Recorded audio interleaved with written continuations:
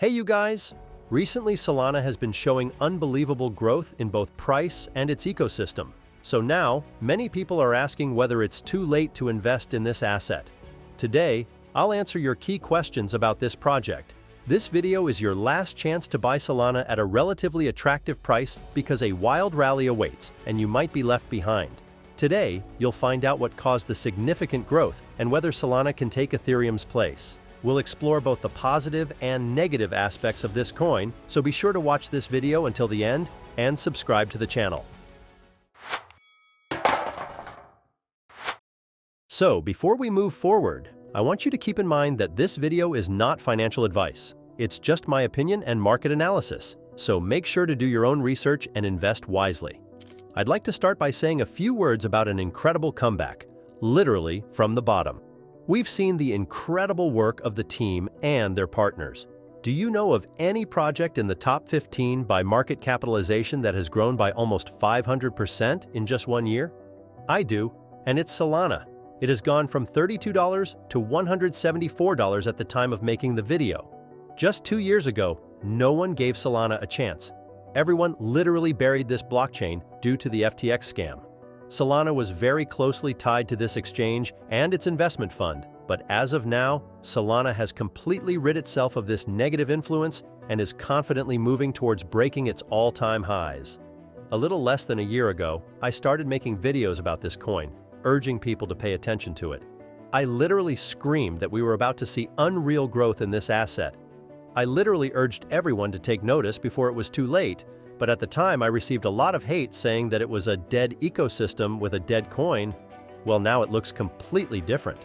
The number of daily transactions on the blockchain hasn't dropped below 30 million for the last 4 months. Just think of those insane numbers. In the last 2 months, the number of active wallets on this blockchain has surged to an incredible 80 million. Of course, I understand that not all wallets are unique users, but even if you subtract 30 to 40 million wallets, these are still huge numbers, especially for what some call a dead blockchain like Solana. So indeed, this project has literally risen from the dead, as it was relatively recently priced at $8 per 1 Solana. And I believe that not only have they managed to restore their price and ecosystem, but they've also solidified this success, thereby minimizing the chance of similar issues in the future. And now, let's move on to some more interesting metrics. I didn't title this section for nothing, because it's a very important question. Ethereum is currently the top altcoin, but will it always be? Let's dive into this question right now. It's worth noting that the last few days have clearly shown the general sentiment towards Solana. It's showing its strength and power. I don't think it's a secret that these two blockchains are in unofficial competition with each other. So let's take a look at how Ethereum has been performing lately. While Solana and the overall market is growing, Ethereum continues to fall. Meanwhile, we are seeing historically interesting changes in the price ratio of these coins. Solana's price ratio to Ethereum has reached an all-time high, which is a very bullish indicator for this asset. At the same time, it's a very bad sign for Ethereum as it continues to fall. By the way, the last time we saw Ethereum this week against Bitcoin was back in 2021. And it's not just that Bitcoin is increasing its dominance overall, it's more about Ethereum's own problems. But enough about that. Let's talk about other aspects. For example, the total value locked, TVL, of a blockchain is a very important indicator as it directly shows the level of trust. Here we can see how much Ethereum dominates, followed by Tron, essentially an ecosystem for stablecoins, and then Solana. But don't think the situation is as clear-cut as it seems. It's actually much more interesting. Of course, Ethereum is the real leader here, and so far no project has even come close. But with the release of spot Ethereum ETFs, we're seeing a steady decline in TVL. Meanwhile, on the Solana blockchain, TVL is actually growing. You have to understand that I don't hate Ethereum. I like their technology and their blockchain. I'm holding this coin, and I don't plan to sell it until I see the returns I want. But right now, I have much more confidence in Solana's future growth than Ethereum's. Again, I'm talking about the magnitude of that growth, because I believe Solana will grow more. Right now, it's in the top 1 of all blockchains because the team allows new startups to grow and strongly supports the ecosystem. Most importantly, they don't shy away from the meme coin narrative and focus on the needs of ordinary people. Just take a look at the insane stats of the Pump Fund platform, which exists precisely for the creation of so-called meme coins, a project that completely changed the game. It brought huge trading volumes and even crazier profits to its founders. More than 2.5 million tokens have been created, and the total profit of the platform is more than 1 million Solana coins, which at the current exchange rate is more than $173 million. And that's the main advantage of Solana. It's very easy to build a really cool, high-quality product on top of it that actually changes the market. This blockchain is open to something new. They're not shying away from new narratives and cryptocurrency directions, and that's very important. Another interesting metric is that Ethereum leads in the number of startups. It has held this position for many years. However, the general narrative has shifted. It's quite amusing that 59% of all startups on Ethereum fall under Layer 2 solutions, such as Base, Arbitrum, Optimism, and others.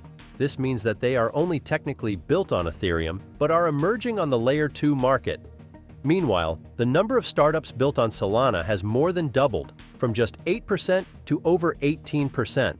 This is yet another indicator of a rapidly growing ecosystem and blockchain as a whole. And coming back to Layer 2, let me show you something. Solana is kind of uniquely positioned in the industry to be non-sharded, no layer 2s, a single gen global state machine. What's unique about Solana is that it doesn't have any layers, it doesn't do the separation, and it preserves this composability, which makes things cheaper and faster. And we have a meme called Only Possible on Solana. And it's hard to argue with that, because Solana doesn't really need to create Layer 2 solutions, which are so abundant on Ethereum.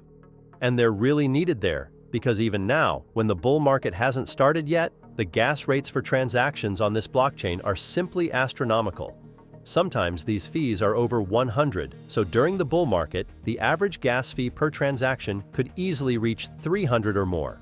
What do you think? Do you find Solana more appealing now compared to Ethereum? Now let's move on to my price prediction, and with it, I'll definitely mention the problem this blockchain is facing.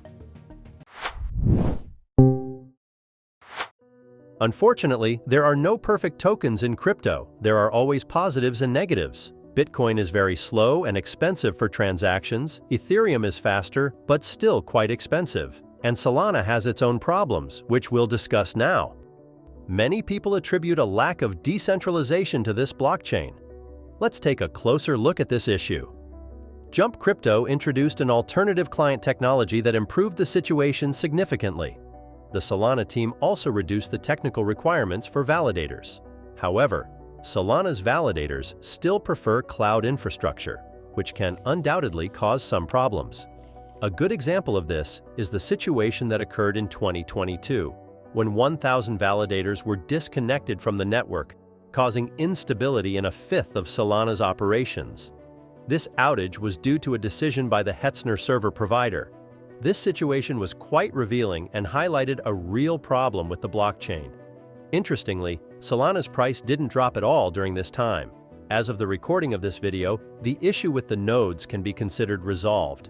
The list of validators now looks like this, and they are globally distributed, so the risks have been significantly reduced. Although the situation has improved, there are still some providers with 18% and 13%, which is not insignificant, but still better than before. However, the issue of geographical centralization of validators remains unresolved, as more than 50% are located in the US. And this is a real problem, because if the US policy towards cryptocurrencies deteriorates sharply, it could pose a significant problem for Solana. But in reality, this would not only be a problem for Solana, but for the entire crypto space, as Ethereum is facing a similar situation. At the moment, however, I do not see any reason for concern in this regard, so most of the downsides have been addressed, and I propose to move on to more positive aspects, namely, my prediction for Solana in this bull market. Taking all these factors into account, I believe it is quite realistic not only to return to previous all-time highs, but also to grow to Ethereum's current levels.